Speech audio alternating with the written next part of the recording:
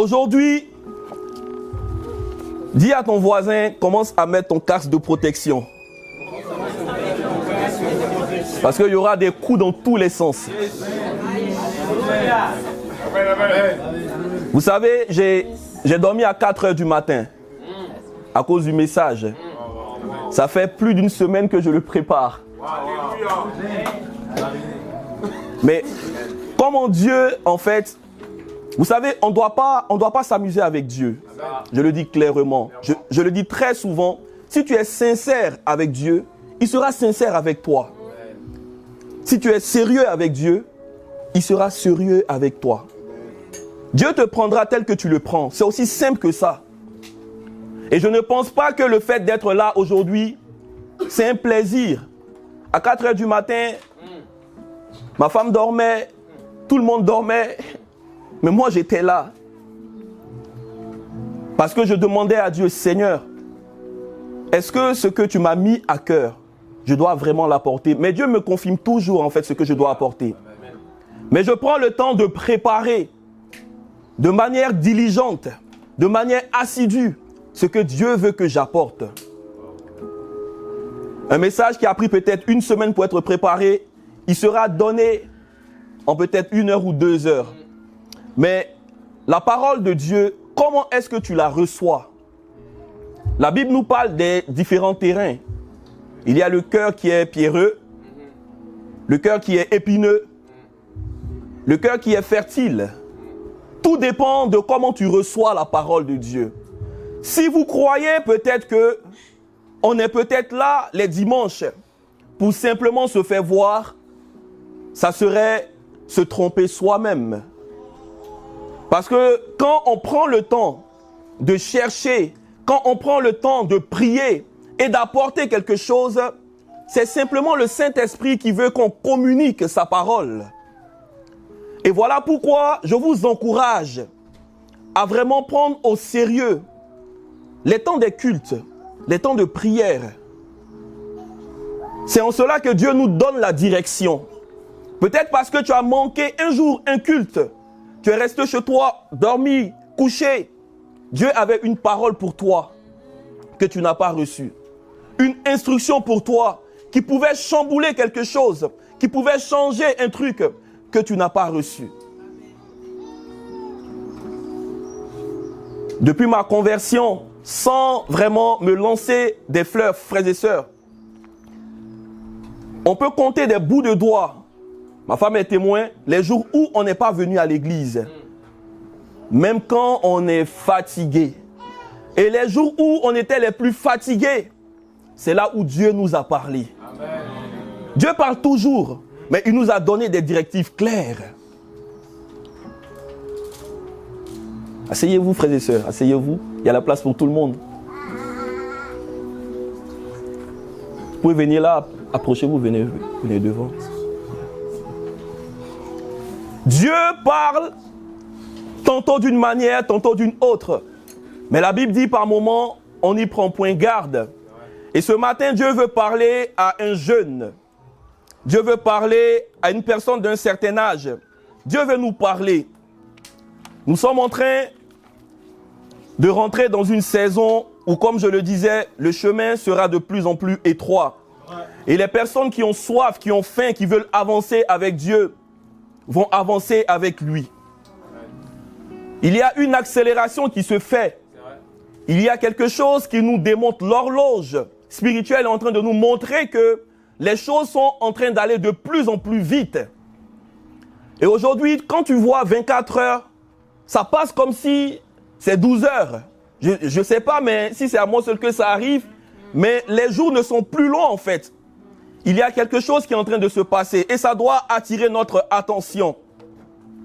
Dieu cherche des gens qui sont prêts à se sacrifier, des gens qui sont prêts à aller avec lui.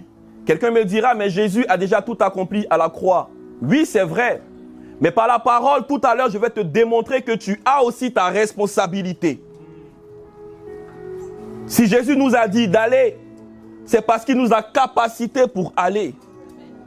Il nous a donné le Saint-Esprit. Le Saint-Esprit.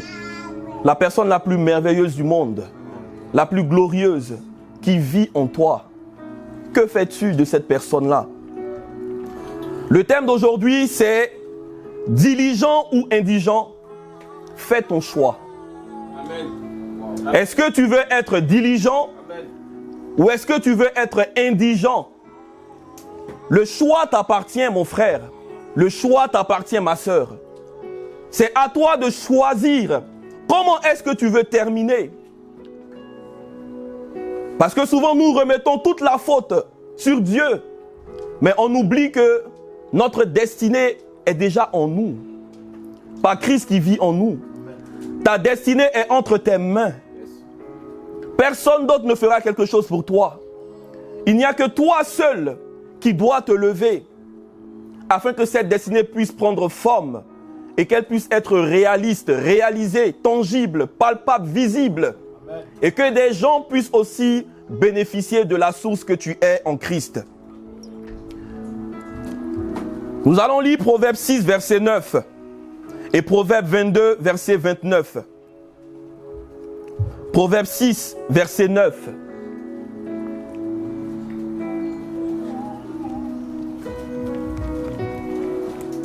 Ce que les yeux voient, Proverbe 6, verset 9, pardon. J'ai dit Proverbe 6, pas Ecclésiaste. Paresseux, jusqu'à quand resteras-tu couché? Quand te lèveras-tu de ton sommeil? Proverbe 22, verset 29.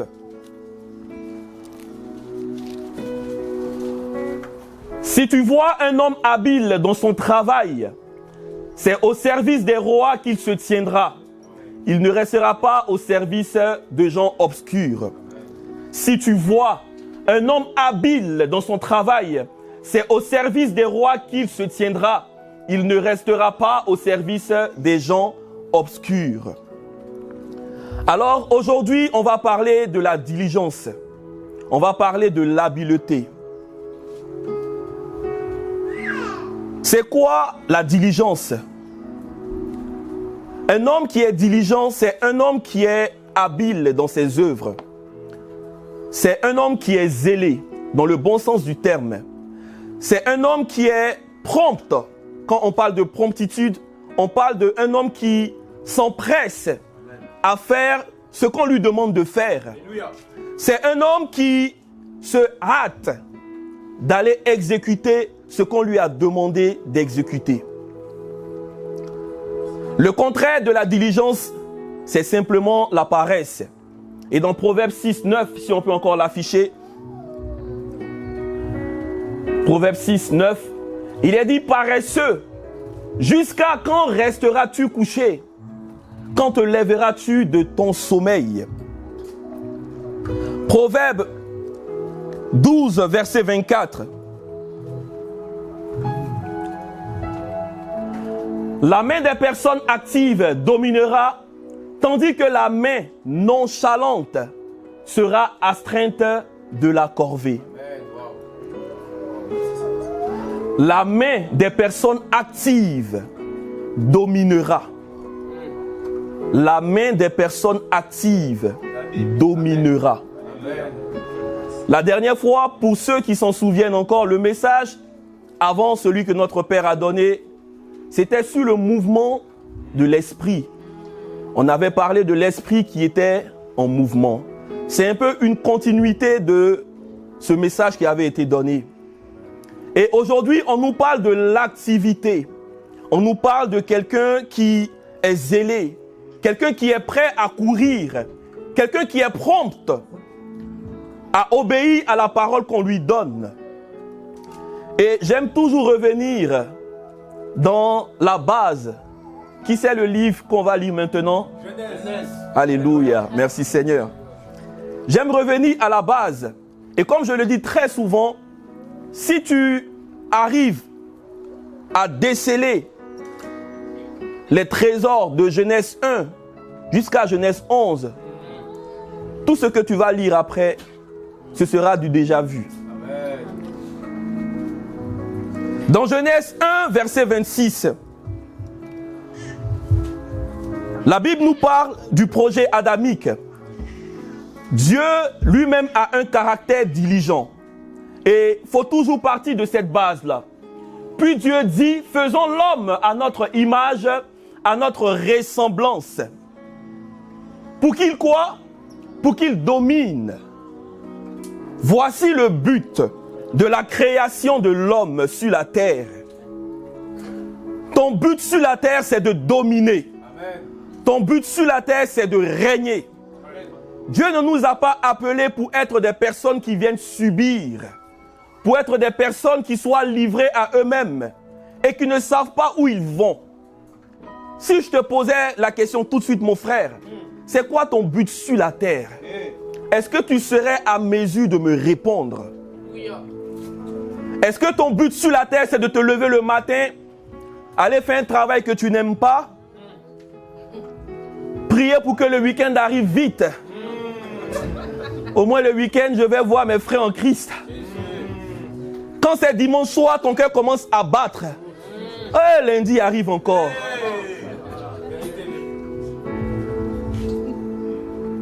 Là, les gens sont en train de prier pour que ce soit vite l'été. Là, je vais avoir des vacances. Ouf! Je vais au moins déstresser. Mais quand tu vas finir, tu vas revenir encore avec cette peur, avec cette boule au ventre. Est-ce que c'est ça ta vie? Non. Travailler, travailler, travailler. Oui, je vais m'assurer ma retraite. En fait, tu ne sais même pas où tu vas. Tu es juste dans un système, dans une bouteille. Tu n'as aucune vision. Tout ce que tu fais, c'est suivre. Est-ce que c'est ce à quoi Dieu t'a appelé? Nous devons trouver notre chemin. Nous devons trouver la destinée que Dieu a pour nous. Nous devons savoir où nous allons avec Dieu. La Bible nous dit dans Éphésiens 2:10, 2:8 au verset 10, Dieu a préparé des bonnes œuvres afin que nous puissions les pratiquer. Donc il y a déjà un calendrier qui est mis en place. Il y a déjà, comme je le dis souvent, un cahier de charges qui est déjà préparé que Dieu te donne avant que tu n'ailles en mission. Est-ce que tu as déjà reçu ton cahier de charges? Est-ce que tu sais où tu vas? Est-ce que tu sais où tu vas? Je n'ai rien contre le service à l'église. Au contraire, je l'encourage. Je n'ai rien contre aller évangéliser. Au contraire, je l'encourage. Mais c'est quoi le but? C'est quoi l'objectif? Et un homme sans vision, un homme sans but, un homme sans objectif va se retrouver à tout faire sans rien faire. Tu seras en train de faire plein de choses et à la fin tu seras découragé. Parce que tu sais qu'au fond de toi, ce n'est pas ce à quoi Dieu t'a appelé. Et beaucoup de personnes aujourd'hui, malheureusement, se découragent vite. Quand ils commencent, ils sont zélés au début. Oh oui, Dieu m'a appelé. Ah, j'ai eu un rêve, j'ai eu un songe. Il y a plein de Joseph ici. Les rêveurs. Mais est-ce que tu vois la fin de Joseph? Est-ce que tu vois la domination? Est-ce que tu vois à quel point il a été établi sur tout un royaume? Égypte à l'époque, c'est comme si on te dit, c'est les États-Unis en fait. Et il était là. Aucune décision n'était prise sans lui. Est-ce que tu vois Daniel? Comment il a été établi? Il était dans un pays étranger. Comme aujourd'hui, tu es de passage sur la terre. Tu es dans un pays étranger. Ce n'est pas ici ta patrie en fait. Notre patrie, elle est céleste. Et nous sommes de passage sur la terre. Nous sommes des voyageurs, des missionnaires. Et en tant que missionnaire, tu dois avoir un caractère de missionnaire. Amen, amen. La Bible dit d'avoir le regard fixé sur les choses d'en haut. Mais cela passe par la diligence. Dieu lui-même, il est diligent. Genèse 1, verset 26. La garantie de la domination de l'homme, c'est quoi? C'est pas d'avoir beaucoup d'argent. C'est pas d'être un haut fonctionnaire. La garantie de la domination de l'homme, Quand on revient dans Genèse 1, verset 26, c'est d'être à l'image de Dieu et d'être à la ressemblance de Dieu. À l'image de Dieu et à la ressemblance. Qui parle d'image parle de la nature, qui tu es, parle de l'esprit qui vit en toi. Dieu n'a pas fait les choses au hasard en fait. Dieu a pris son temps pour préparer toutes choses. Il nous a capacités par son esprit. Avant que tu sois à l'image de Dieu, il te donne d'abord quoi? Son esprit. Là, il y a maintenant égalité. Et après, on te parle de quoi? De la ressemblance. Le processus, le caractère que tu dois avoir. Et la diligence est un caractère de Dieu. Et je vais choquer quelqu'un. La domination aujourd'hui se trouve dans la main des gens qui ne sont pas aujourd'hui chrétiens. C'est vrai. C'est vrai. Regardons le monde. Il y a des, excusez-moi de le dire comme ça, mais des personnes qui sont des fous furieux qui gouvernent notre monde aujourd'hui. Il peut se lever un matin et il décide de faire des choses et il y a des choses qui sautent partout. C'est vrai. Des gens qui ne sont pas chrétiens, qui ne sont pas en Christ, mais qui ont reçu d'une part un secret. Parce que la Bible est un livre de principes, je vous le dis encore une fois. Il y a des choses qui, quand elles sont appliquées, il y a des résultats forcément. On te parle du principe de la semence. Celui qui sème, il va récolter forcément. On n'a pas besoin d'être chrétien pour savoir ça. Le travailleur qui est dans le champ, quand il prend son temps le matin, il est peut-être musulman, il est peut-être bouddhiste, mais il se lève promptement le matin. Dans la saison qui lui est donnée, c'est la saison de la semence. Et quand il va, il sème, il met la graine. Au temps marqué, il y aura forcément une récolte. Mais nous, aujourd'hui, en tant qu'enfants de Dieu, on croit que j'ai reçu le Seigneur Jésus, j'ai eu des grandes visions, et donc je dois dormir, et puis tout va se faire seul. C'est un faux évangile. Un homme spirituel est un homme qui est d'abord diligent. La spiritualité, c'est pas prier 12 heures, 13 heures. C'est pas jeûner 40 jours, 50 jours. La dernière fois, j'ai vu un truc où les gens ont mis combien de temps? 700 jours de jeûne. Ah oui. 2 ans. Mais on l'a vu, il y avait l'affiche. En fait, les gens, ils vont jeûner 2 ans. Mais moi, j'ai pas de problème avec jeûner. Jeûner, c'est un principe spirituel très puissant. Je l'expérimente tous les jours dans ma vie.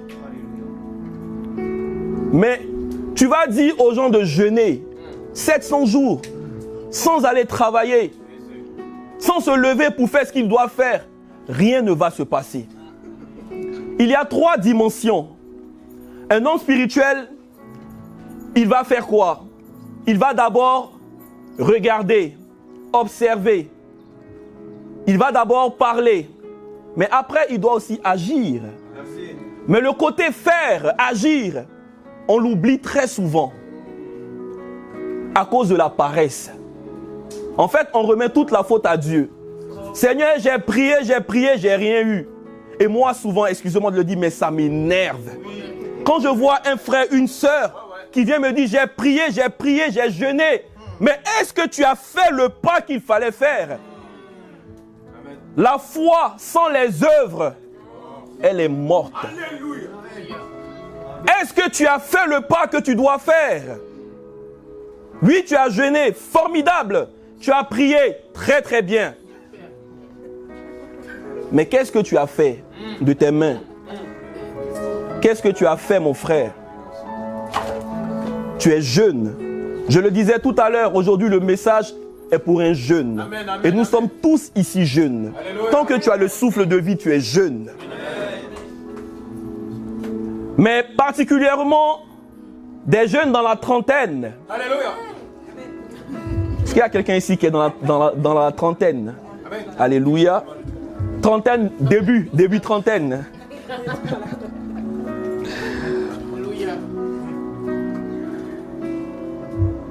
Dieu m'a montré un truc qui est simple. De la même manière que nous avons dans la journée, le matin, le midi et le soir, dans la vie d'un être humain, il y a le matin, il y a le midi, il y a aussi le soir. Dans la trentaine, tu es peut-être à 11h30. Quand tu arrives à 40 ans, tu es à midi. 10 ans, 11 ans, 12 ans, 15 ans, jusqu'à 18 ans, tu es entre 6 heures et 10 heures. Mais 50 ans, 60 ans, le soleil est en train d'aller dormir, hein? Et on commence à faire le bilan de la journée, n'est-ce pas? Qu'est-ce que j'ai fait? 50, 60. Ma vie a servi à quoi? Et on commence à maintenant réfléchir. Et on commence souvent à avoir des regrets. Mais j'aimerais dire aussi à une personne qui est dans la soixantaine ici, que si tu as rencontré Jésus-Christ, la parole de Dieu me dit qu'un jour peuvent être comme 1000 ans, 1000 ans peuvent être comme un jour. En un instant, une destinée peut basculer. Abraham a eu son premier fils. Il avait presque la centaine. Sarai a eu son premier fils. Elle avait dans les 70 ans. Le projet de Dieu en toi n'est pas mort. Amen. Mais tu dois le faire sortir. Voilà pourquoi je disais qu'il n'y a que des jeunes ici. En esprit, nous avons tous une force. C'est la puissance qui agit en nous par son esprit, la parole dit. Nous avons le Saint-Esprit de Dieu qui vit en nous. Dieu fait exprès et Dieu s'exclut lui-même de la domination. Bien qu'il soit tout puissant. Quand on lit ici, il est dit quoi? Il est dit Dieu fait l'homme à son image et à sa ressemblance. Et il dit quoi? Qu'il domine. Dieu n'a pas dit dominons ensemble. Donc tout à l'heure, le diacre a dit quelque chose qui est très important. Jésus, il est là et il nous regarde. Il t'a tout donné. Mais très souvent, c'est par ignorance qu'on ne sait pas qu'on a tout. En fait, tu as un héritage, mais tu es ignorant de ce que tu as comme héritage. Savoir qui tu es en Christ, la connaissance de la personne qui t'a appelé. Et il y a un homme dans la parole de Dieu, le paresseux à qui Dieu a donné des talents, qui ne savait pas qui était son maître. La Bible dit aux autres, il a donné 5 talents, 2 talents, et il a dit quoi? Aussitôt, le premier a fait quoi? Il est allé travailler. Le deuxième aussi, pareil. Mais l'autre, il a pris son talent, il l'a enfoui sous la terre. Il a creusé et il a mis. Tu ne pourras pas dire que Dieu ne t'a pas donné quelque chose. Parce qu'à chaque être humain qui vient sur la terre, Dieu donne quelque chose. La femme à qui le prophète a demandé, qu'est-ce que tu as? Au départ, elle a dit, ah mais Seigneur, je n'ai rien. Mais après, elle s'est souvenue qu'elle a quoi? De l'huile et de la farine. L'huile, c'est quoi? C'est l'onction. L'huile, c'est quoi? C'est l'esprit. Le pain, la farine, c'est le corps que tu es aujourd'hui en Christ. Tu es une partie du corps du Christ. Sans toi, il y a quelque chose qui manque. Dieu fait de sorte que tu puisses avoir une place afin de former son corps.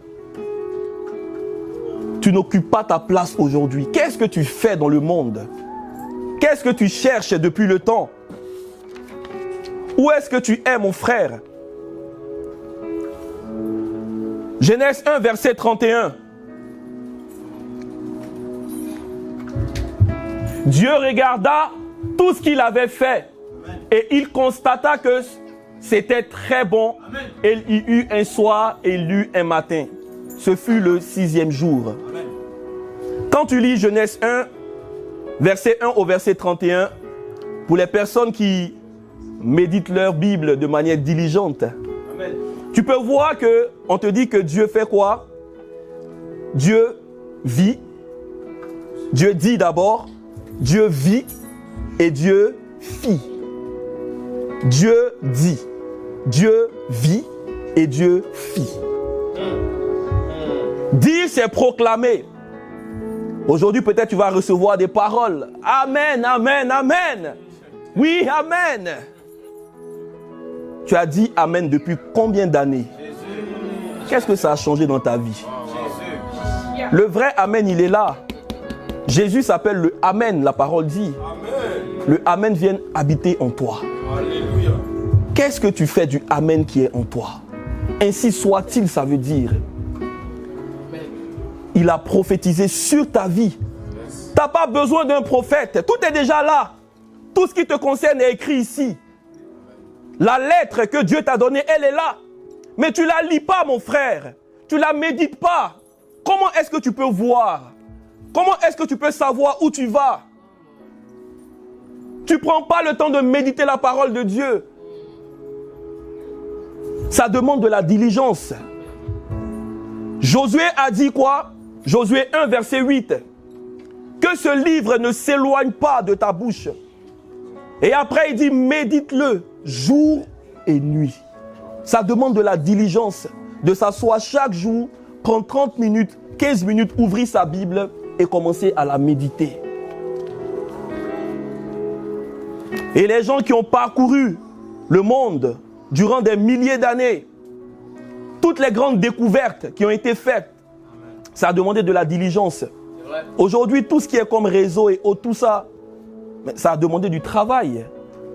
On est souvent prêt à aller lire l'histoire des gens pour voir un peu comment est-ce qu'ils ont fait. Mais quand tu regardes très souvent, il y a eu des échecs. Ils ont échoué plusieurs fois, mais ils ont quand même essayé. Tu n'essaies rien et tu vas te plaindre que Dieu n'a rien fait pour toi. Et quelqu'un dira que Dieu, le travail n'est pas de Dieu. Les gens lisent mal la Bible souvent. Arrêtons souvent de nous faire avoir. Parlons de Genèse 3. Écoutez-moi très bien. Genèse 3, quand il y a eu la chute, la Bible dit qu'il y a eu une malédiction pour chacun des personnes concernées. L'homme, la femme et le serpent. Et il est dit que la femme devait accoucher. Et l'homme devait travailler durement. Et certains disent que, attention, avant, Dieu ne travaillait pas. Mensonge, attention. Allons dans Genèse 2 et nous allons voir quelque chose ensemble. Regardons Dieu qui nous montre que le travail, Genèse 2, verset 8, pardon. L'Éternel Dieu planta un jardin en Éden. L'Éternel Dieu fait quoi? Planter. Il a planté quoi? Un jardin. Dieu plante un jardin. Qui a un jardin chez lui? Qui a la grâce d'avoir un jardin? Amen. Alléluia. Et qu'est-ce que tu fais de ton jardin, Anna? Qu'est-ce que tu fais? Tu en prends soin. Alléluia. C'est de manière diligente que Dieu prend soin de planter un jardin et il prend le temps de prendre soin du jardin. Le jardin, souvent, il sert à quoi? À produire des fruits, à cultiver, mais aussi souvent, c'est pour orner. Ça fait beau, c'est joli à voir. Et tu veux la gloire de Dieu. Tu veux la beauté de Dieu en toi, qu'elle soit visible. Mais qu'est-ce que tu fais diligemment pour qu'on puisse voir la beauté de Dieu en toi? La forêt, ça peut pousser comme ça de manière désordonnée. Mais le jardin, il se cultive, il se travaille. Et ça, c'était dans Genèse 2. Il n'y avait pas encore eu la chute. Donc Dieu est un Dieu qui est travailleur. Dieu planta un jardin en Éden. Je vous le dis, allez méditer Genèse. Amen. Allez méditer, tout est déjà là-dedans. Et Dieu va faire quoi après? Il va employer l'homme pour pouvoir maintenant travailler. Mais Dieu n'appelle pas l'homme pour venir travailler comme ça. La Bible nous dit quoi? Que Dieu, Genèse 2,15 maintenant, Dieu va faire quoi? Il va former l'homme et il va mettre son souffle. Genèse 2,15, il a dit, l'Éternel Dieu prit l'homme et le plaça où? Dans le jardin. Ça, c'est après l'avoir formé et avoir mis son souffle en lui. Le souffle de Dieu, l'Esprit de Dieu. Et pourquoi? Pour qu'il le cultive et le garde. Pour cultiver, on fait quoi? Il faut travailler. Il y a des mouvements à faire. Donc à la base, Dieu nous emploie et il nous supervise. On n'est pas seul. Parce que par son esprit qui vit en nous, nous avons la capacité de tout faire. Mais qu'est-ce qu'on fait de l'esprit qui vit en nous? Est-ce qu'on le veut juste pour pouvoir dire, oh Saint-Esprit descend, manifeste-toi? Souvent même il y a des chants, quand on chante, moi il me dit, mais je ne sais pas si les gens ils lisent leur Bible pour chanter. On ne chante pas la parole de Dieu en fait. On chante dans les émotions souvent. Oh Esprit vient, descend, il est déjà là. Il va descendre où encore? Il est déjà en toi. Tu veux qu'il descende comment? Tout ce qu'il veut maintenant, c'est que tu fasses sortir ce qui est en toi. Les fleuves d'eau vive doivent maintenant jaillir de ton sein.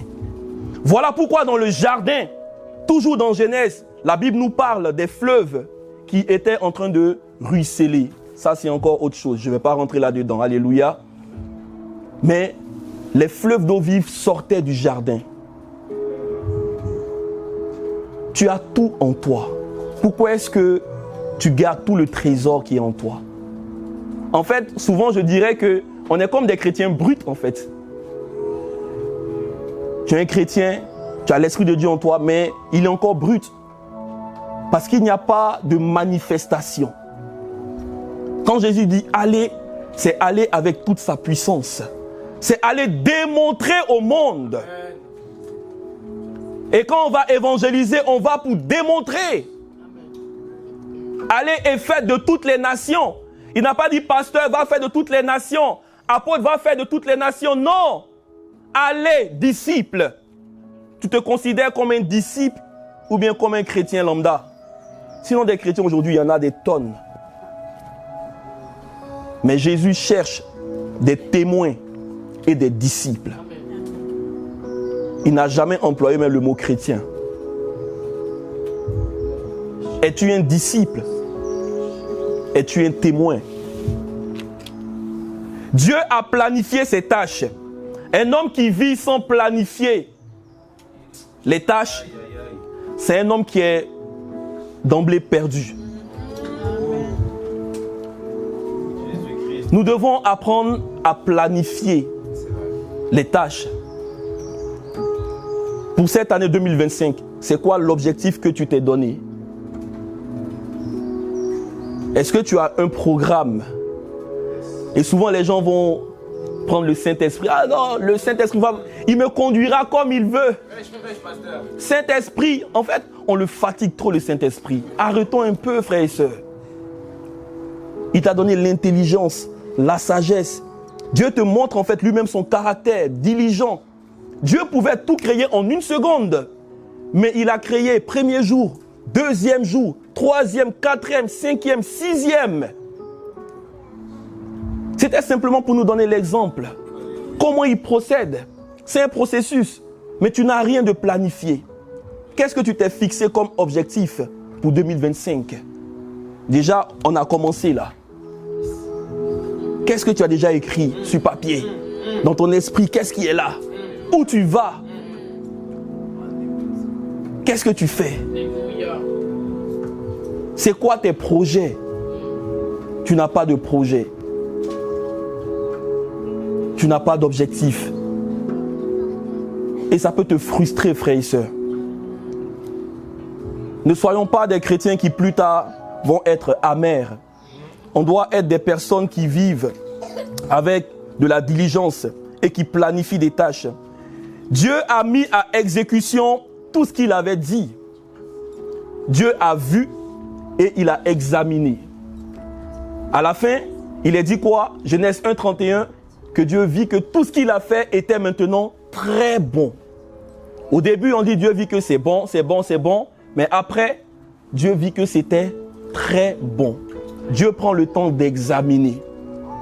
Est-ce que tu prends le temps de t'examiner toi-même? C'est important. À la fin de la journée, quand tu rentres, qu'est-ce que j'ai fait comme tâche? Où est-ce que j'ai pas bien fait? Analyse un peu. Un homme doit prendre le temps d'analyser, de s'examiner, de regarder là où il y a eu des choses qui n'ont pas été faites correctement. Et le lendemain, de faire quoi? De s'améliorer. Au lieu de se plaindre, au lieu de murmurer. Et c'est ce que le peuple faisait. Quand ils sont sortis d'Égypte, ils ont passé tout leur temps à murmurer, à se plaindre. Dieu n'aime pas les murmures, frères et sœurs. À un moment, quand Dieu en a marre, sachant qu'il t'a tout donné, mais il va court-circuiter quelque chose. Dieu n'aime pas les murmures. Dieu aime les personnes qui travaillent.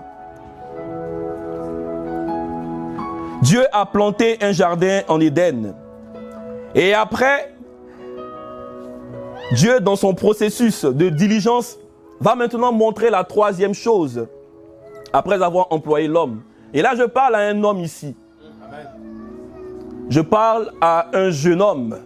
Il faut savoir faire la part des choses dans la vie. Il faut savoir faire la part des choses. Tu as un projet pour te marier, mais regarde le processus de Dieu. Genèse 2, verset 18.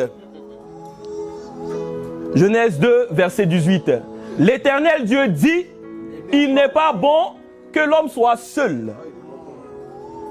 Donc c'est après avoir mis l'homme dans le jardin pour le planter, cultiver, le garder, que Dieu maintenant a dit qu'il n'est pas bon que l'homme soit seul.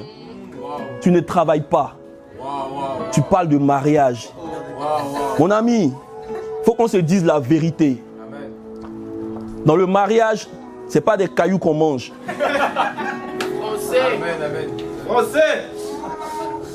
Une femme qui ne se sent pas en sécurité, ça sera compliqué.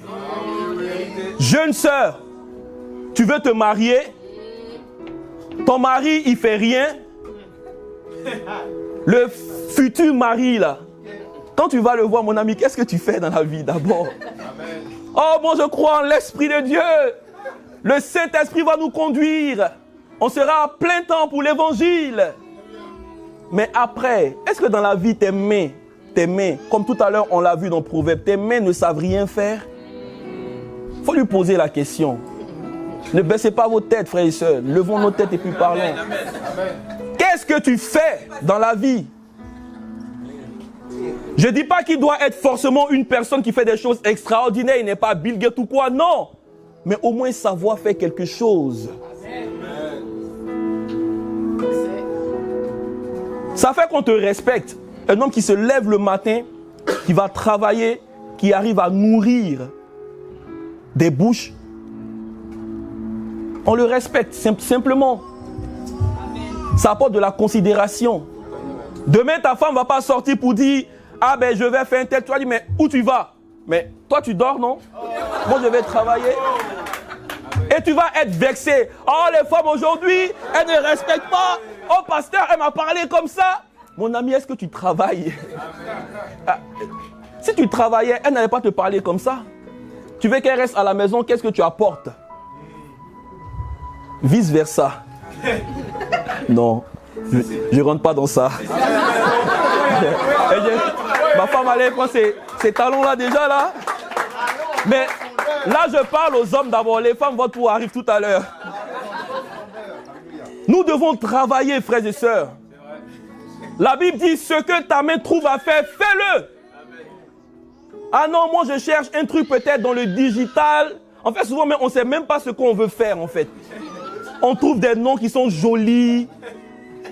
Et on croit que Dieu va, parce que c'est joli, Dieu va... Non! Ce que ta main trouve à faire, fais-le. Avant de faire ce que tu aimes, commence à faire ce que Dieu te dit de faire. Et Dieu te dit de faire tout ce que tu trouves à faire de tes mains. Tu dois être sur un chantier pour aller travailler. Va travailler.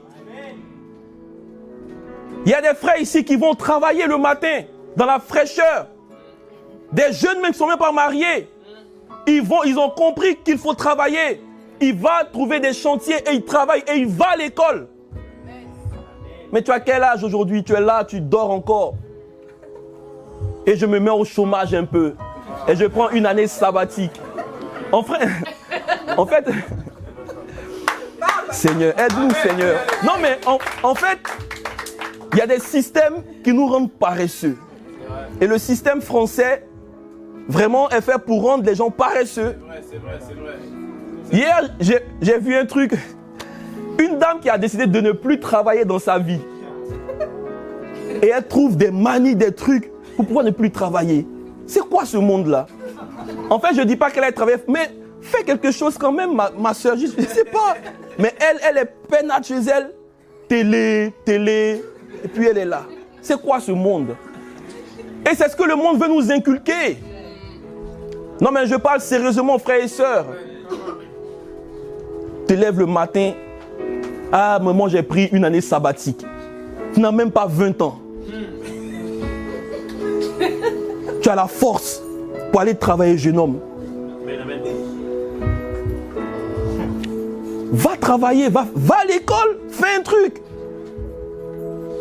Tu restes dans ta chambre, matin jusqu'au soir.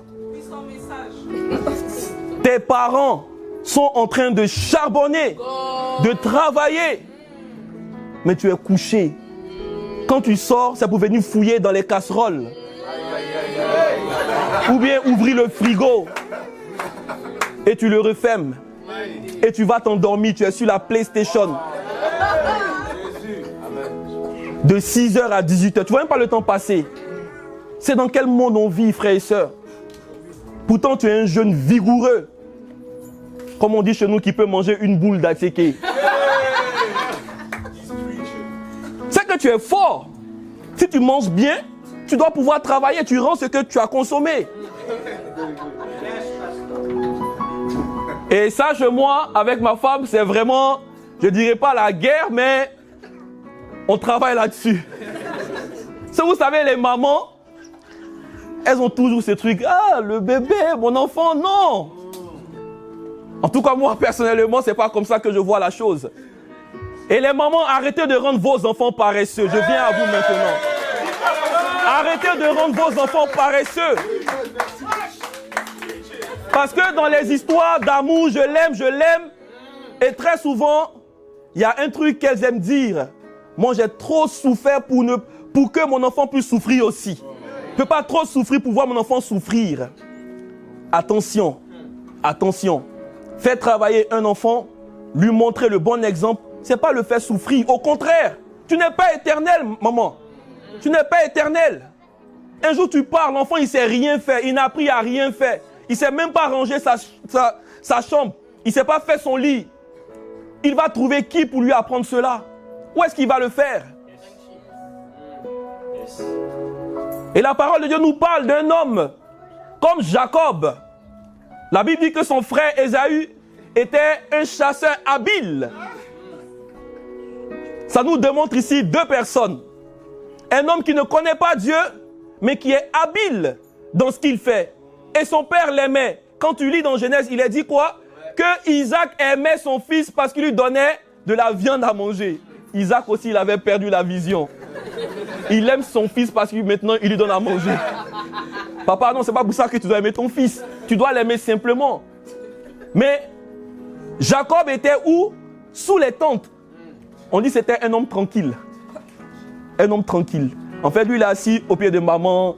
Oh, ma jolie maman, comment vas-tu? Maman, t'as pas 20 € pour moi, là?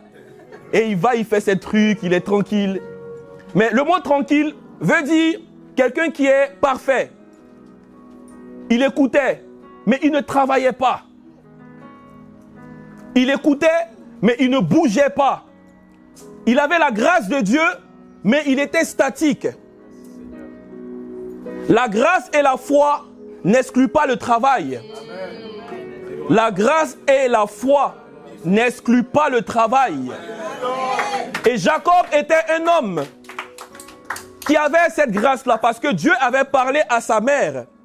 Dieu avait dit que parmi les enfants qui allaient venir, il y allait avoir un qui allait attraper le talon de son frère, c'est lui qui sera le plus grand. Et maman Rebecca, elle a compris ça.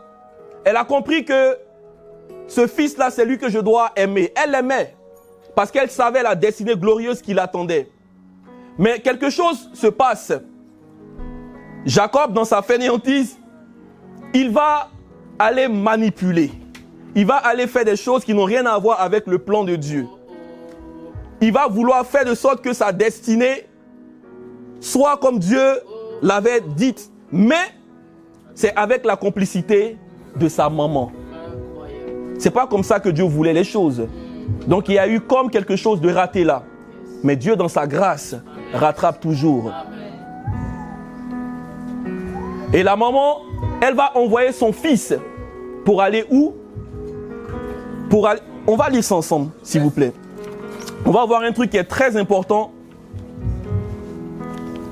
Genèse 25, versets 26 à 27. Genèse 25, versets 26 à 27. Genèse 25, 26, 27. C'est facile à retenir. Yes. Ensuite sortit son frère, dont la main tenait le talon d'Ésaü. On l'appela Jacob. Isaac était âgé de 60 ans à leur naissance. Verset suivant. Ses enfants grandirent. Ésaü devint un habile chasseur. Un homme du monde. Parce que Ésaü, lui, il avait pris des femmes dans le monde. Mais il était habile. Un homme de la campagne. Alors que Jacob était un homme tranquille qui restait sous les tentes. Et quelque chose se passe. Il est dit que plus tard, la mère de Jacob va l'envoyer chez son frère Laban. Genèse 27, verset 43. Après avoir planifié un plan et il a volé le droit d'aînesse de son frère, il a dit quoi? Maintenant mon fils, écoute-moi, lève-toi, enfuis-toi chez mon frère Laban à Charan. Dieu va faire quelque chose de manière souveraine. Charan, quand on revient au père Abraham, c'est de là que le père Abraham est quitté, n'est-ce pas? Avec son père. Ils sont quittés en Ur et Chaldée et ils sont arrivés à Charan. Et le père de Abraham s'est installé là. Mais Abraham a continué le chemin parce qu'il savait le plan que Dieu avait pour lui. Mais la mère va ramener son fils encore à Charan. Et Charan veut dire quoi? Un lieu de sécheresse. Un lieu où il y a des choses qui ne vont pas. Où il n'y a pas de productivité. Comment une maman peut ramener son fils là? En fait, Dieu l'utilisait simplement pour jouer un rôle. Parce que tout à l'heure, quand nous avons lu dans Genèse 6, au verset 9,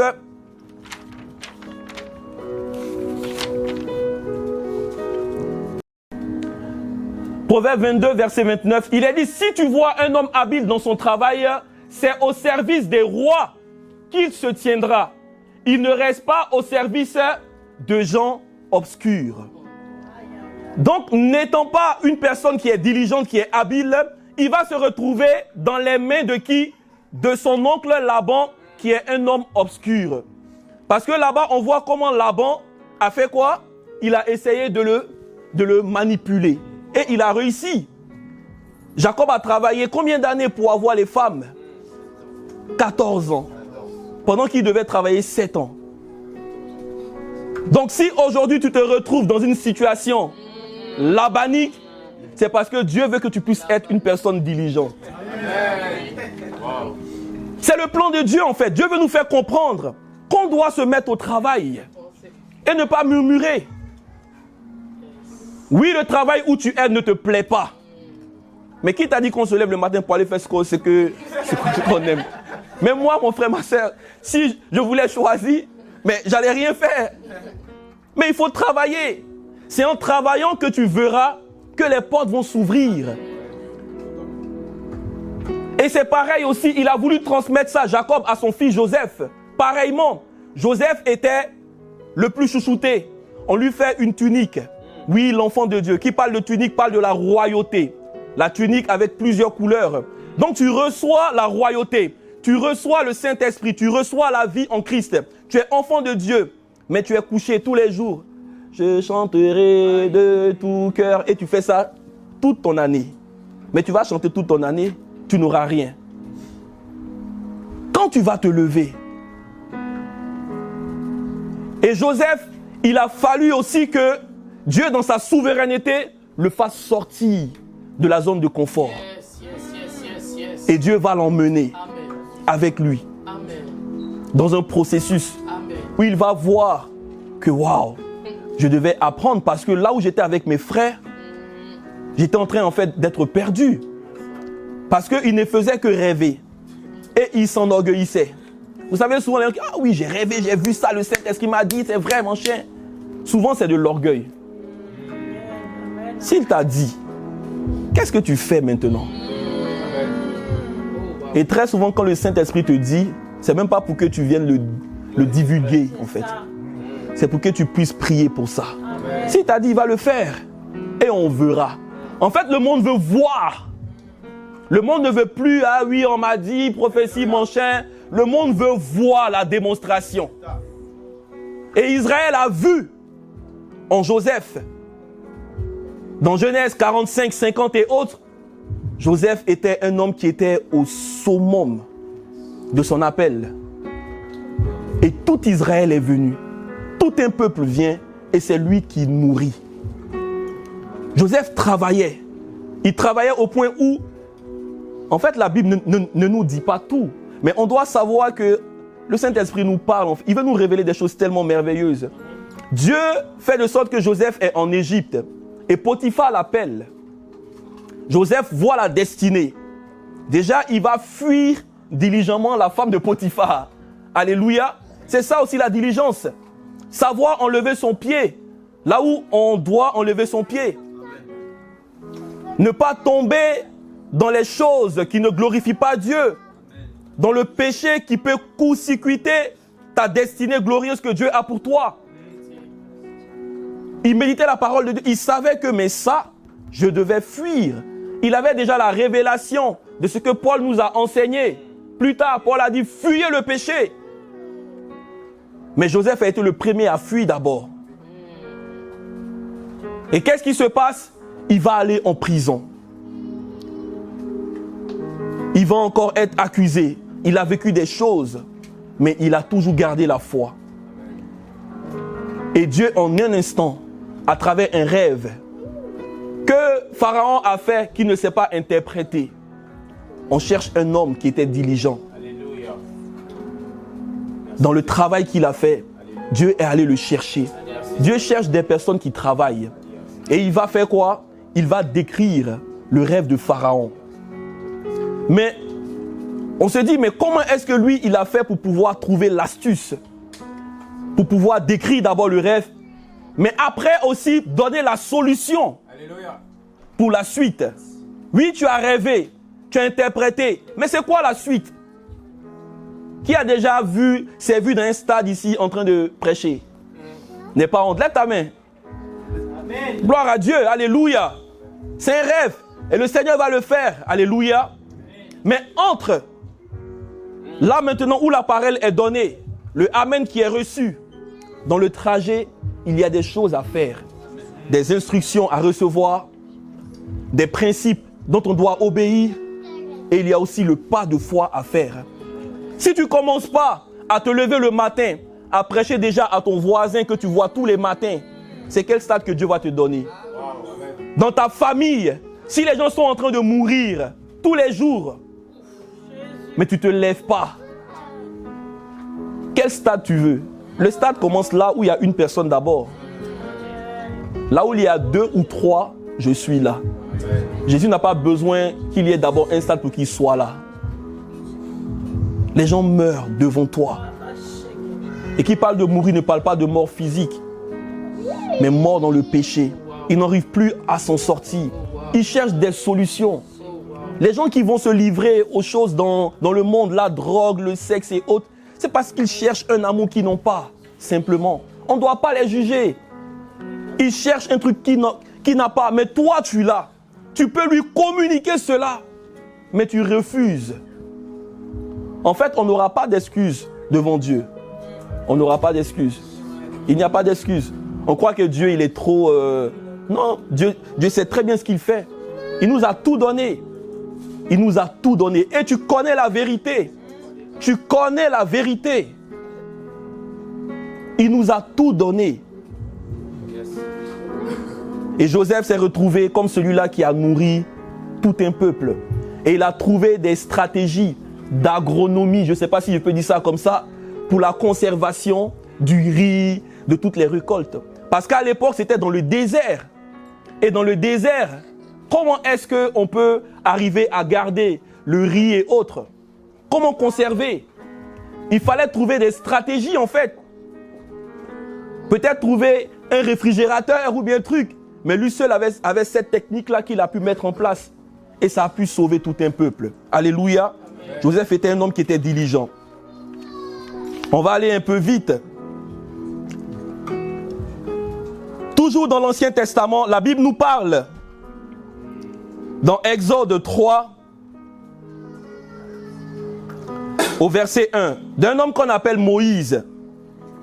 La Bible dit que Moïse faisait paître le troupeau. Moïse était devenu un berger, était devenu berger du troupeau de son beau-père Jéthro, le prêtre de Madian. Il conduisit le troupeau derrière le désert et vint à la montagne de Dieu à Horeb. Moïse, restons sur le verset 1, s'il te plaît, merci. Moïse était devenu berger du troupeau. Moïse qui était en Égypte, un homme qui était déjà presque assis sur la royauté, sur le trône. Il vient en toute humilité et il devient berger. Alléluia. C'est par manque d'humilité que tu ne veux pas commencer quelque part. Amen, amen. Vous savez, il fut un temps dans ma vie, frères et sœurs, où, même étant dans le monde, en Côte d'Ivoire, j'étais une personne qui brassait beaucoup d'argent, mais dans des choses illégales. Et très souvent, on aime souvent se dire « Ah ben Dieu m'a béni » parce que souvent, on mélange tout. On croit qu'être béni, c'est faire des choses, même quand Dieu veut pas. Et puis on est béni. Donc, ah, le Seigneur m'a béni. Béni avec quoi? De l'argent volé. De l'argent qui n'est pas à toi. Et un jour, je me rends compte que mais les affaires se passent mal. C'est comme si toutes les portes se ferment. Et je suis là, j'ai dit, ah mais là c'est chaud comme on dit chez nous.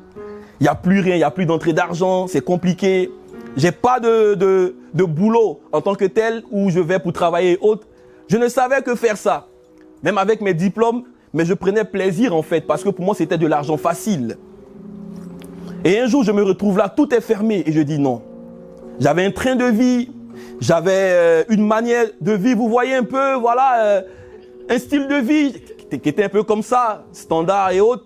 Et je dis mais attends, je ne vais pas encore revenir dans les trucs bizarres, aller encore chez ma mère, mes amis vont se moquer de moi. Non, moi je ne veux pas. Et là, le travail avec Dieu a commencé depuis très longtemps dans ma vie. Et un jour, ma mère vient me voir et j'étais dans une dépression. Parce que moi à l'époque, quand j'ai pas d'argent, quand les poches sont vides, ah ben là je suis down là. Et là, l'argent c'était mon Dieu limite, voilà. C'était ça en fait. Et j'arrive et puis elle vient me voir, elle dit mais mon fils, qu'est-ce que tu as? Elle me connaît très bien, les mamans elles connaissent bien leur fils. Elle dit bon, ok, je sais que là en ce moment, tu es un peu down dans tes affaires et autres, tout ça. Mais bon, c'est pas grave. Mais tu sais, le lit superposé qui est à la maison, il est encore là mon fils. C'est ta maison, tu peux revenir dormir là. Ah j'ai dit ah ben non maman, moi là je suis chez moi, je ne vais plus retourner encore en famille, tout ça. Et les frères ils sont là dans les chambres aussi. Je dis non, je ne veux pas.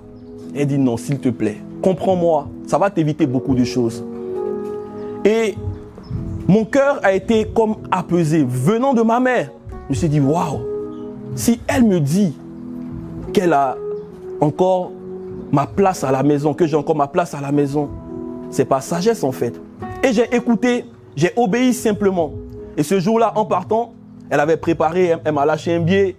Et moi, le gars, voilà, qui par moment lui donnait même de l'argent, elle se retrouve à me donner. Donc il dit non, ben, c'est pas grave, je prends. Et je suis retourné à la maison. Et dans le quartier, j'arrivais même plus à sortir en fait. Je me cachais.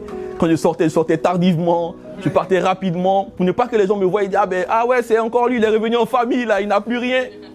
Mais durant tout ce temps, il y a vraiment eu quelque chose qui s'est passé dans ma vie. Il y a vraiment eu une leçon en fait que j'ai tirée. Ne jamais refuser de reculer pour mieux sauter. Dieu peut nous emmener en arrière. Et je le dis, à l'époque, j'étais dans le monde. Mais j'ai tiré en fait une belle leçon. Ne jamais avoir honte de pouvoir prendre du recul pour mieux se projeter. Parce que quand Dieu veut construire, Dieu vient toujours pour détruire d'abord. Et ça, c'est un processus, c'est un principe. Dieu ne construit pas sur des mauvaises bases. Dieu vient pour détruire toujours. Et après, il bâtit. Et dans le monde, ce principe a marché. Et après, j'ai continué dans mes choses illégales et je me suis retrouvé encore à refaire encore les mêmes choses. Mais là, c'était de trop parce que Dieu m'attendait quelque part. Alléluia. Et quand je commence à marcher avec lui, le Seigneur va me mettre à cœur de travailler. Même quand je viens en France, je continue toujours. Mais Dieu me dit, mais tu m'as rencontré mon ami, tu vas arrêter de faire ce que tu fais. Parce que si tu veux aller avec moi, tu dois arrêter plein de choses. Et ça, je ne suis pas venu à l'église pour qu'on me le dise. C'était un combat entre moi, dans mon âme, et le Saint-Esprit qui me mettait la pression. Et j'ai dit, bon, ok Seigneur, je veux travailler. Ouvre-moi les portes du travail. Il m'a donné un travail. J'ai dit, mais Seigneur, ce que je gagnais comme argent, je veux peut-être plus. Il dit, non, non, non, tu vas apprendre à gérer de manière diligente. Parce qu'avant, je ne savais pas gérer. Dieu m'a appris à gérer. Et aujourd'hui, qui parle de gérance, ma femme, peut-être même que je l'ai dépassée. Parce qu'avant, c'est elle qui gérait bien. Moi, j'étais un peu, voilà, un gars qui faisait n'importe quoi. Mais aujourd'hui, ensemble, on arrive à faire les choses bien. Et Dieu est dans tout dans notre vie. Ce n'est pas qu'à l'église, les dimanches, non. Dieu veut être dans tous les domaines de notre vie. Dieu a toujours pris des gens qui ont voulu travailler. Regardons dans la parole de Dieu. Moïse était en train de paître le troupeau de son beau-père Jéthro. Pas pour lui-même, hein, mais de Jéthro, son beau-père. Tu ne veux pas faire les choses pour quelqu'un. Tu crois que Dieu va te donner en fait des choses comme ça d'abord? Tu dois passer quelque part. Voilà pourquoi aujourd'hui, le fait que tu sois même en train de servir à l'église, ne te dis pas que tu le fais pour un homme, non. Ne le fais pas en attendant quelque chose, non. Ne le fais pas en attendant une promotion, non. Ne le fais pas en attendant un titre, non. Fais-le parce que tu as le caractère de Dieu en toi que tu veux démontrer simplement. Et Dieu va te bénir. Dieu va te lever au temps marqué. Et quand Dieu parle, personne ne peut dire quoi que ce soit. Et il va le faire pour quelqu'un ici. Il veut le faire. Mais reste dans l'humilité. Et pendant que je lisais ce passage-là, je dis, mais Moïse était devenu berger du troupeau de son beau-père. Et il conduisit le troupeau, où ça? Derrière le désert. Et là, le Saint-Esprit m'arrête. Et c'est bizarre, derrière le désert. Donc, tous les jours, en fait, ce n'est pas qu'un jour. Tous les jours, les moutons devaient manger. Donc, Moïse devait se lever chaque jour et prendre le troupeau et aller derrière le désert. Derrière le désert. Il traversait le désert pour aller derrière. Et pendant que je lisais la Bible, frères et sœurs, je vous assure, mes yeux s'ouvrent, boum, et je vois oasis, oasis, oasis, j'entends oasis. Et j'ai une vision oasis. Il dit, c'est bizarre Seigneur, c'est oasis, pourquoi oasis dans le désert? Et Dieu me dit, va chercher. Et je prends Google pour chercher diligemment, parce que le message, je l'ai préparé, je vous l'ai dit frères et sœurs. Et c'est ça, on doit travailler, on doit chercher. Et Dieu me dit, va regarder le désert dont on parle ici, tu verras c'est quel désert. Horeb, le mont Sinaï. Et quand je vais regarder, il est marqué qu'il y a derrière ce désert-là un oasis, Sainte Catherine. Tu peux aller chercher. Et j'ai dit, waouh. Donc c'est jusqu'à là que Moïse allait en fait pour aller paître le troupeau de son beau-père. Derrière le désert que tu traverses, il y a toujours un oasis pour toi. Il y a toujours quelque chose que Dieu prépare pour toi. Un endroit où tu diras, mais Seigneur, tout est désert, je ne vois rien en fait, je suis perdu dans ce sable-là. Mais il y a toujours quelque chose que Dieu peut faire apparaître pour toi en un instant. Et c'est là que Moïse a fait la rencontre. Et plus tard, verset 2, il est dit quoi? Dans la suite, l'ange de l'Éternel lui apparut dans une flamme de feu. L'ange de l'Éternel lui apparut comme soudainement au milieu d'un buisson. Moïse regarda et vit que le buisson ne se consumait pas et autres. Quand tu te mets à travailler, tu auras des apparitions divines, Amen. Des apparitions angéliques. Amen. La diligence aiguise nos dons. Un homme qui est diligent, les dons sont aiguisés parce que tu fais les choses avec beaucoup de sérieux pour Dieu. Tu as la crainte de Dieu en toi. Mais quand tu fais les choses parce que tu dois le faire, on te dit de venir chanter pour la gloire de Dieu, tu viens chanter quand tu veux. On te dit de venir servir, tu viens servir quand tu veux. Est-ce que je parle à quelqu'un? Est-ce que tu fais les choses comme toi-même tu le sens? C'est quand tu es à l'aise que tu viens le faire? Ou bien tu le fais pour Dieu? Ah oui, ce dimanche, ouais, j'ai rien à faire, peut-être derrière, je viens chanter. Là, ce dimanche, je viens pour louer. Tu crois que tu le fais à qui? C'est entre toi et Dieu, mon ami. C'est entre toi et Dieu. Exode 35, verset 10. Il y avait des hommes que Dieu avait choisis pour faire quoi? Pour bâtir son ouvrage. Et Dieu cherchait des hommes. Il a dit que tous ceux parmi vous qui ont de l'habilité viennent et réalisent ce que l'Éternel a ordonné. Dieu ne travaille pas avec des paresseux. Dieu travaille avec des personnes habiles. Que tous ceux parmi vous qui ont de l'habilité viennent et réalisent tout ce que l'Éternel a ordonné. Et Dieu a choisi des hommes. Il y a un homme qu'on appelait Betsalel. Et Betsalel, je regarde ce que ça veut dire. Ça veut dire celui qui est à l'ombre, sous la protection de Dieu. Donc si la parole dit que l'homme diligent est auprès des rois, le premier roi vers qui tu vas être dans ta diligence, mais c'est bien l'Esprit de Dieu. C'est bien le Seigneur Jésus-Christ. Et il y avait un autre homme qu'on appelait Oliab. Oliab veut dire quoi? L'attente du Père. À chaque fois que tu manifestes de la diligence, du sérieux dans ce que Dieu te confie, la protection de Dieu est là. Parce que tu es en train d'accomplir une mission divine. Il ne va pas te laisser. Non, c'est pas possible. Si quelqu'un veut se mettre sur ton chemin, ben c'est Dieu qui l'affronte. Parce que toi, tu es dans le service de Dieu. Alléluia. David était un homme qui était derrière le troupeau de son père. Pendant que tous ses frères voulaient se faire voir pour aller à la guerre, David, lui, il était caché derrière le troupeau. Il était là tranquillement. Personne ne le voyait. Il a même combattu l'ours, le lion, des combats invisibles. Personne ne le voyait. Mais Dieu l'a vu. Dieu a envoyé le prophète Samuel pour aller le chercher. Et même le prophète s'est trompé. Vous savez, souvent, on croit qu'on a besoin qu'un homme de Dieu parle forcément sur notre vie. Et comme je le disais tantôt, Dieu a déjà parlé sur ta vie. Mais c'est à toi de te lever. C'est à toi de te lever. Et Samuel avait mal vu. Parce que lui, il avait regardé les frères qui étaient bien bâtis. Peut-être les frères dans l'église qui sont peut-être, avec une carrure, avec une manière peut-être de s'habiller.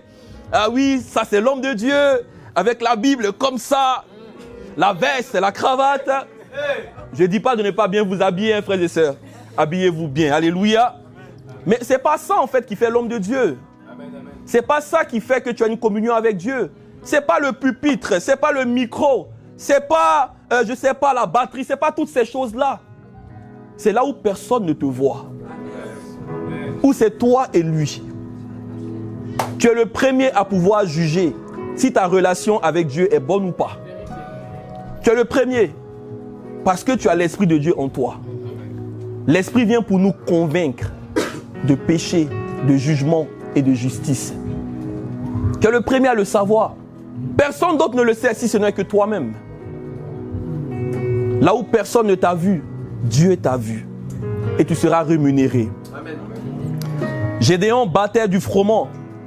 Et l'ange de l'Éternel lui apparut. Regardons un peu tous ces trucs-là.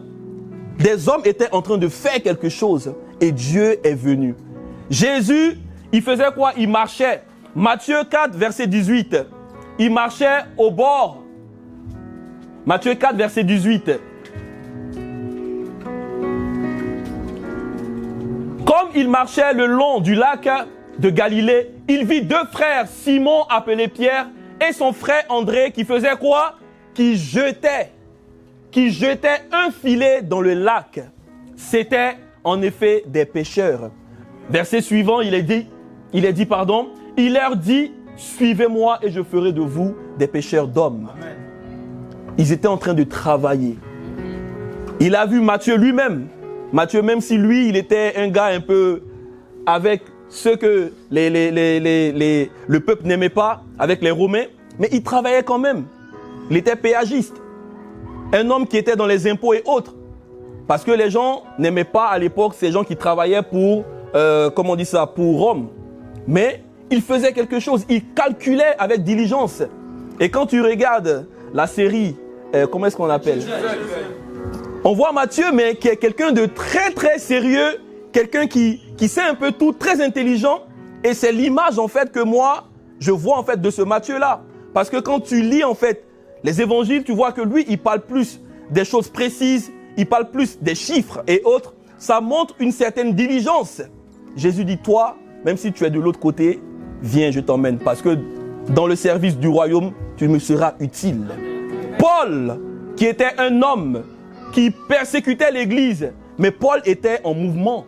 Paul était un homme diligent, la parole dit. Parce que Paul ne dormait pas. Et c'est en allant persécuter que le Seigneur aussi lui apparut. Alors ce matin, qu'est-ce que tu fais? Est-ce que tu vas te lever pour faire quelque chose pour Dieu? Il n'y a pas de place dans le royaume pour les paresseux. Tu dois porter du fruit. C'est pour les fruits que Dieu nous a appelés. Tout à l'heure, je le disais dans Jacques 2, verset 17, il est dit, la foi sans les œuvres, elle est morte. On va terminer avec l'apôtre Paul. Les femmes, Proverbe 31, vous avez échappé. Mais méditez-le, alléluia. On va terminer. 1 Corinthiens 15, verset 10. 1 Corinthiens 15, verset 10. Mais par la grâce de Dieu, je suis ce que je suis. Et sa grâce envers moi n'a pas été sans résultat. Par la grâce de Dieu, je suis ce que je suis. Et sa grâce envers moi n'a pas été sans résultat. J'ai travaillé plus que tous. Non pas moi, toutefois, mais la grâce de Dieu qui est avec moi. Le fait de travailler, ça ne veut pas dire qu'on montre que voilà, on est orgueilleux. Paul a fait ce qu'il devait faire parce qu'il avait compris la grâce de Dieu. Et tout à l'heure, je le disais, la grâce, la foi n'exclut pas le travail. Le ministère de Paul a été un ministère palpitant, passionnant. Quand tu lis les épîtres de Paul, tu te vois même en train de vivre des choses avec lui. Un homme qui ne se lassait point, qui était toujours en mouvement, qui a été jeté d'une montagne, d'une falaise, pris pour mort, mordu par une vipère. Il voyageait, il était persécuté, mais il a tenu bon. Amen. Il était diligent, il prenait le temps. Il a même travaillé au moment où il devait travailler. Paul a été un faiseur de tentes, la parole dit. Donc toi, tu vas attendre. Ah Seigneur, tu m'as appelé à plein temps. Tu ne vas pas travailler. Et même si Dieu t'a appelé à plein temps, tu dois commencer quelque part. Et quand Dieu appelle quelqu'un à plein temps, au temps marqué, Dieu va aussi pourvoir. Yes. Alléluia. 1 Thessaloniciens 4, verset 10. 1 Thessaloniciens 4, verset 10. Et c'est aussi ce que vous faites envers tous les frères et sœurs dans la Macédoine entière. Mais nous vous encourageons, frères et sœurs, à faire quoi? À progresser encore. Verset 11. À vous efforcer de vivre en paix, à vous occuper de vos propres affaires et à travailler de quoi? À travailler de quoi? Ta main sert à quoi? Ta main sert à quoi? À travailler. À travailler de vos mains. À travailler de vos mains. Comme nous vous l'avons recommandé. Verset 12. Verset 12. Ainsi, votre conduite sera honorable aux yeux des gens de l'extérieur. Ainsi, votre conduite sera honorable. Le fait d'aller travailler, ça encourage d'autres personnes qui nous voient. Aujourd'hui, les gens disent, ah ben les chrétiens, c'est des paresseux. Et c'est vrai parce qu'aujourd'hui, beaucoup de personnes ne travaillent pas. Ils vont parler de Jésus, mais ils ne travaillent pas. Mais lui qui se lève à 6 heures, il te voit, mais tu l'embrouilles, mon frère. Tu l'embrouilles, clairement. Lui, il va travailler. Mais toi, après, tu fais quoi? Tu prêches l'évangile. Mais derrière, tu peux travailler, tu as encore la force. Yes. Moi, par la grâce de Dieu, je travaille dans le monde séculier. J'ai une famille, j'ai ma femme, j'ai mes enfants. Je travaille dans le monde séculier. Je vais prêcher l'évangile. Amen. Souvent, les frères me demandent comment tu fais, je ne sais pas. C'est la grâce de Dieu. Non, mais clairement, comme Paul l'a dit, c'est la grâce de Dieu. Mais nous devons travailler pour que les gens de l'extérieur nous voient de manière honorable. Et vous ne serez dépendants de personne. Le travail, c'est la liberté. Alléluia. Le travail, c'est la liberté. Quand tu travailles, tu arrives à payer tes factures. Il y a une joie, en fait. Il y a une fierté. Ce n'est pas de l'orgueil, mais tu sais que je m'assume, en fait. Je m'assume. Tu peux sortir, manger au resto. Tu peux sortir, appeler un ami. Ah, mon ami, viens. On mange ensemble aujourd'hui. C'est moi qui paye. Il y a une fierté. Tu peux appeler maman. Ah, maman, aujourd'hui, voilà, tu ne payes pas ça. C'est moi qui paye. À la fin du mois, ah, voilà, c'est moi qui fais tes courses. Alléluia. Elle va dire, mais attends, il y a un truc qui a changé. Et il y a une fierté. Il n'y a rien de plus qui rend fier un parent que de voir son fils en train de pouvoir faire des choses, de pouvoir s'assumer. 2 Thessaloniciens 3, verset 10. 2 Thessaloniciens 3, verset 10, et nous terminons avec ça. En effet, lorsque nous étions chez vous, nous vous recommandions ceci. Si quelqu'un ne veut pas travailler, en fait, il y a des passages dans la Bible que souvent on ne connaît même pas. Hein. Ou bien on lit mais on passe. Parce que ça, si quelqu'un ne veut pas travailler, qui ne mange pas non plus. Mon ami, si il y a quelqu'un chez toi qui ne travaille pas, qui ne mange pas. Alléluia. Vous mettez la nourriture, on veut manger. Je peux manger. Mon ami, est-ce que tu travailles? Donc tu ne manges pas. Amen. Nous allons nous lever et rendre grâce à Dieu, nous dire merci à Dieu. Et ce matin, c'est vraiment un message pour activer quelque chose en chacun d'entre nous, frères et sœurs. Et comme je le dis souvent, le prédicateur se prêche à lui-même en premier. Parce que il est bien de prendre des décisions pour notre nouvelle année. Il est bien de vouloir mettre des choses en place. J'ai pris des résolutions avec mon épouse pour cette année 2025. Nous avons décidé de faire des choses pour la gloire de Dieu. Et j'espère aussi que pour toi aussi c'est pareil. Mais il faut vraiment faire le pas de foi. Ne pas avoir peur de l'échec. Ne pas avoir peur de dire mais les gens vont me juger. Les gens vont dire ceci. Si tu veux écouter les gens, tu ne feras jamais rien, mon ami. Voilà pourquoi ce matin, ton Dieu veut t'encourager. Ton Dieu veut t'exhorter. Là où tu es tombé, il n'est pas encore trop tard. Tu as passé un examen, tu as échoué. Tu as passé un permis, tu as échoué. Tu as passé un entretien d'embauche, ça n'a pas marché. Ne relâche pas. Lève-toi et recommence. Parce que ton Dieu veut te lever en cette année. Ton Dieu veut te faire manger tout ce qu'il avait lui-même préparé de meilleur pour toi. Mais ça sera dans un pas de foi que tu vas faire. Et voilà pourquoi ce matin, nous allons nous repentir devant la face de Dieu. Alléluia. Là où Dieu nous a appelés, que ce soit dans les choses spirituelles, que ce soit dans les choses professionnelles, que ce soit dans nos familles, où on n'a pas obéi véritablement, où on a manqué d'être diligent, de prendre au sérieux ce que Dieu nous a confié. Tu vas regarder, examiner, comme Dieu lui-même dans le jardin avait examiné. La Bible dit qu'il a vu, il a regardé, et il a vu que tout ce qu'il avait fait était bon. Mais toi aussi, te donne l'opportunité d'examiner, d'observer, de regarder là où il y avait des choses qui étaient bonnes, mais aussi des choses qui n'ont pas marché, afin de te repentir et de repartir de plus belle avec lui, dans le nom de Jésus-Christ. Alléluia.